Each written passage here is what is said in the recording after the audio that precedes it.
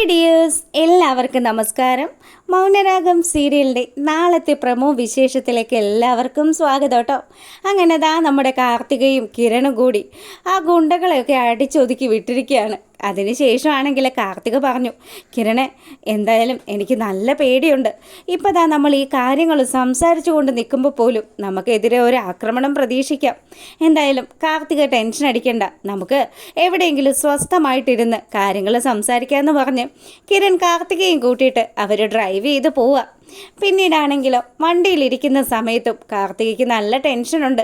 അതുകൊണ്ട് തന്നെ കിരൺ ചോദിച്ചു, എന്താ കാർത്തികേ, എന്ത് പ്രോബ്ലം ഉണ്ടെങ്കിലും ഞങ്ങളോട് തുറന്നു പറയാമല്ലോ. അതെ, നിങ്ങളെപ്പോലെയുള്ള കുറച്ച് ആൾക്കാരെ എനിക്ക് സ്വന്തമായിട്ട് കിട്ടിയല്ലോ. അത് തന്നെയാണ് എൻ്റെ അമ്മയുടെയും ഏറ്റവും വലിയൊരു സമ്പാദ്യം. നിങ്ങൾക്ക് രണ്ടുപേർക്കും എന്തൊക്കെയോ ടെൻഷൻ ഉണ്ടെന്നൊക്കെ ഞങ്ങൾക്ക് മനസ്സിലായി. എന്നാലും അതിൻ്റെ കാരണം എന്താണെന്ന് ഇതുവരെ അമ്മയും മോളും ഞങ്ങളോട് പറഞ്ഞിട്ടില്ല. കല്യാണിയും ഒരുപാട് തവണ കാർത്തികയുടെ അടുത്ത് ചോദിച്ചതല്ലേ, ചേച്ചിക്ക് എന്തെങ്കിലും വിഷമമുണ്ടോ എന്ന്. അതെ കിരണെ, എല്ലാം ഞാൻ പറയാം, സമാധാനപരമായിട്ട് തന്നെ പറയാമെന്നും പറഞ്ഞ് അവരാ യാത്ര തുടരുകയാണ്. അപ്പോൾ ഈ സമയത്താണെങ്കിലോ നമ്മുടെ ശാരിയും സരയും കൂടി നിന്ന് സംസാരിച്ചുകൊണ്ട് നിൽക്കുക.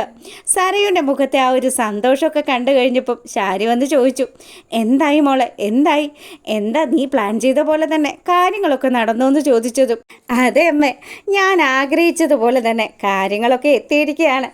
എന്തായാലും ഇനി കിരൺ എന്ന് പറയുന്ന ആ ഒരു അധ്യായം അത് അടഞ്ഞിരിക്കുകയാണെന്ന് പറഞ്ഞു. ഇത് കേട്ടതും നമ്മുടെ ശാരിക്ക് ചെറിയ സംശയമൊക്കെ ഉണ്ട്. മോളെ, നീ പറയുന്നത് അവൻ മരിച്ചുപോയെന്നാണോ? അതെ അമ്മേ, അവൻ്റെ കാര്യത്തിൽ തീരുമാനമാക്കിയിട്ടുണ്ട്. അല്ല, ഇനിയിപ്പം അവൻ ജീവനോടെ ഇല്ലെങ്കിൽ അറിയാലോ മോളെ, അവൻ്റെ അമ്മയും അച്ഛനും ഒന്നും നിസ്സാരക്കാരല്ല എന്ന്. എൻ്റെ അമ്മേ, എല്ലാം എനിക്കറിയാം. ഇതിൻ്റെ പേരിൽ ആരും എന്നെ ക്വസ്റ്റ്യൻ ചെയ്യാനൊന്നും വരുന്നില്ല. എന്തായാലും ഞാൻ ആഗ്രഹിച്ചതുപോലെ തന്നെ അവനെ ഈ ഭൂലോകത്ത് നിന്ന് തന്നെ പറഞ്ഞയക്കാൻ പറ്റിയല്ലോ. ഇനി ഇത്തിരി സമയം കഴിയുമ്പോൾ അപ്പുറത്തേക്ക് അവൻ്റെ ആ ഒരു ബോഡി കൊണ്ടുവരും.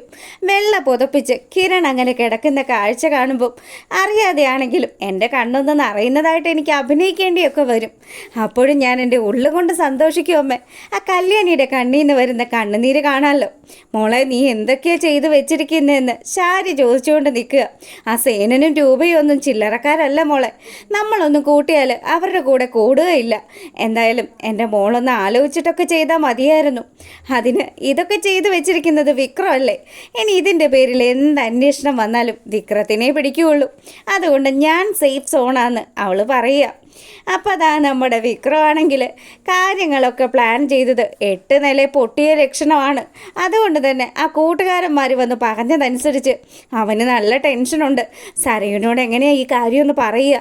അങ്ങനെ അവൻ നേരെ വരുന്നത് നമ്മുടെ പ്രകാശൻ്റെ അടുത്തേക്കാണ്. പ്രകാശനാണെങ്കിലോ, എന്തായി മോനെ, അവൻ്റെ കാര്യത്തിൽ തീരുമാനമായോ? അച്ഛ, അത് എന്നൊക്കെ പറഞ്ഞ് നമ്മുടെ വിക്രം ഇങ്ങനെ മുക്കിയും മൂളിയും ഒക്കെ പറയാൻ തുടങ്ങുമ്പോൾ പ്രകാശൻ ചോദിച്ചു, അപ്പം ഇത്തവണയും നീ അവനെ ഒന്നും ചെയ്തില്ല അല്ലേ? അവൻ നിൻ്റെ ഗുണ്ടകളെയൊക്കെ അടിച്ച് നിരപ്പാക്കി കാണുമല്ലേ എന്ന് ചോദിച്ചു. ഇത് കേട്ടതും വിക്രം പറയാണ്, അതെ, എന്തായാലും ഇത്തവണയും നമ്മുടെ പ്ലാൻ പരാജയപ്പെട്ടു പോയച്ച. എടാ, നിന്നെയൊക്കെ ഒരു കാര്യം ഏൽപ്പിച്ചാൽ നോക്കിയും കണ്ട് ചെയ്യാത്ത കൊണ്ടല്ലേ ഇങ്ങനെയൊക്കെ സംഭവിച്ചതെന്ന് പ്രകാശൻ ദേഷ്യപ്പെട്ട് വിക്രത്തിൻ്റെ അടുത്ത് ചോദിച്ചതും വിക്രം നല്ല ദേഷ്യത്തിലായി. അതെ, ഇതൊന്നും അല്ല. ഇനി ഞാൻ ആ സരയിനോട് എന്ത് സമാധാനം പറയുമെന്ന് ആലോചിച്ചിട്ട് എനിക്കൊരെത്തും പിടിയും കിട്ടുന്നില്ല. അതിൻ്റെ ഇടയ്ക്കാണോ അച്ഛൻ എൻ്റെ സമാധാനം കളയാൻ വേണ്ടിയിട്ട് ഓരോന്നൊക്കെ പറഞ്ഞുകൊണ്ട് വരുന്നതെന്ന് വിക്രം ചോദിക്കുക. വിക്രത്തിൻ്റെ ടെൻഷൻ കണ്ടതും നമ്മുടെ പ്രകാശനാണെങ്കിൽ, നീ ഒരു കാര്യം ചെയ്യ്, തൽക്കാലം സരയുനോട് ഇതൊന്നും പറയണ്ട. അവളുണ്ടല്ലോ, അവൻ എന്തെങ്കിലും സംഭവിച്ചു എന്ന് അറിയുന്നത് വരെ മാത്രം നീ സേഫായിരിക്കും. അവൾക്കത് മനസ്സിലായി കഴിഞ്ഞാൽ പിന്നെ അവൾ കുറേ കാശിറക്കി കളിച്ചത് കൊണ്ട് തന്നെ അവളിനി നിനക്കെതിരെ വേറെ ആർക്കെങ്കിലും കൊട്ടേഷൻ കൊടുക്കും. അതുകൊണ്ട് എൻ്റെ പൊന്നുമോനെ, സരയുനോട് നോക്കിയും കണ്ടും ഒക്കെ കളിക്കണം. എന്നാലും നീ എന്ത് ചെയ്യാനാച്ച, എല്ലാ പ്ലാനും പൊളിഞ്ഞു പോയി. എങ്ങനെ പൊളിയാതെ ഇരിക്കും? ഇന്ന് രാവിലെ നിൻ്റെ അമ്മുമ്മ ക്ഷേത്രത്തിൽ വന്നിട്ട് ആ കിരണിൻ്റെയും കല്യാണിയുടെയും പേരിലൊക്കെ വഴിപാട് കഴിപ്പിക്കുന്നുണ്ടായിരുന്നു. ഇവരുടെയൊക്കെ പ്രാർത്ഥന ഉള്ളതുകൊണ്ടായിരിക്കും ഒരുപക്ഷെ നമ്മുടെ ആഗ്രഹങ്ങളൊന്നും നടക്കാതെ പോകുന്നത്. എന്തായാലും മോനെ, മറ്റെന്തെങ്കിലും ഒരു മാർഗം തെളിഞ്ഞു വരും. അച്ഛൻ നിന്നോടൊരു കാര്യം പറഞ്ഞല്ലോ, എനിക്ക് നല്ലതുപോലെ തന്നെ വണ്ടിപ്പണി അറിയാമെന്ന്. ഞാനേ അവൻ്റെ വണ്ടിയിലൊരു പണിയങ്ങ് ഒപ്പിക്കും. എൻ്റെ പൊന്നച്ഛ, അച്ഛൻ ആ കാര്യം മാത്രം എന്നെ ഓർമ്മിപ്പിക്കരുതെന്ന് വിക്രം പറയുക. എന്താ പൊന്നുമോനെ, നീ എന്താ അങ്ങനെ പറഞ്ഞത്? അച്ഛൻ അന്ന് ചെയ്തതിൻ്റെ ഫലം അനുഭവിച്ചത് ഞാനായിരുന്നു, അതുകൊണ്ടാണ് പറഞ്ഞത്. സംസാരശേഷി പോലും നഷ്ടപ്പെട്ട അവസ്ഥയിൽ ഞാൻ എന്തുമാത്രം കഷ്ടപ്പെട്ടു.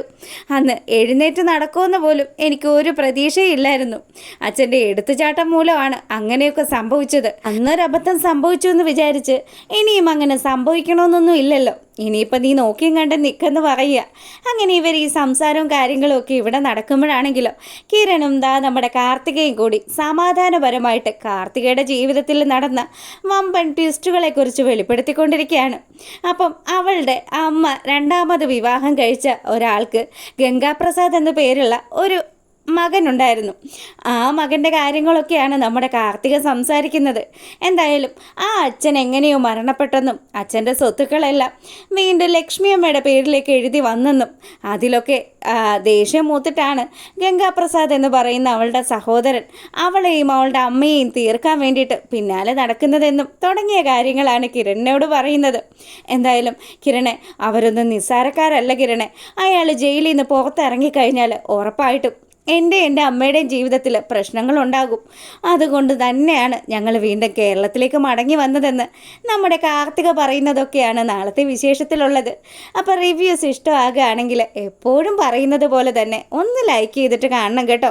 സബ്സ്ക്രൈബ് ചെയ്യാത്തവരൊക്കെ ഒന്ന് സബ്സ്ക്രൈബ് ചെയ്തുകൂടെ സപ്പോർട്ട് ചെയ്യണം. അപ്പോൾ എല്ലാവർക്കും നല്ലൊരു രാത്രി ആശംസിച്ചുകൊണ്ട് ഇന്നത്തെ വീഡിയോ വൈൻഡപ്പ് ചെയ്യാണ്. അപ്പോൾ ഓക്കെ, ഗുഡ് നൈറ്റ്, താങ്ക്